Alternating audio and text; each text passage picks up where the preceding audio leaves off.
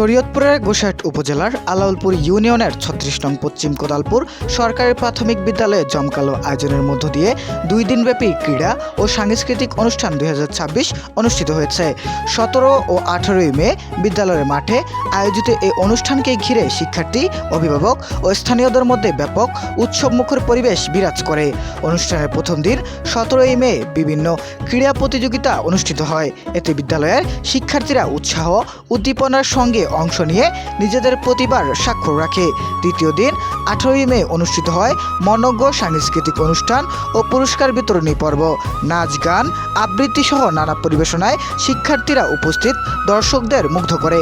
পরে বিভিন্ন প্রতিযোগিতায় বিজয়ীদের মাঝে পুরস্কার বিতরণ করা হয়। প্রথম দিন অনুষ্ঠানের প্রধান অতিথি হিসেবে উপস্থিত ছিলেন গোসাইট উপজেলার প্রাথমিক শিক্ষা অফিসার মোহাম্মদ মনিরুজ্জামান খান।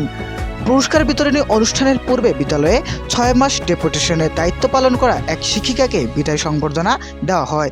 এই সময় বিদায়ী শিক্ষিকাকে সম্মাননা পুরস্কারও প্রদান করা হয়। বিদায়ী মুহূর্তে ওই শিক্ষিকা আবেগঘন বক্তব্য রাখেন। অনুষ্ঠানে বিদ্যালয়ের প্রধান শিক্ষক মোহাম্মদ শাহিনুল রহমান শিক্ষার্থীদের উদ্দেশ্যে সংক্ষিপ্ত বক্তব্য দেন।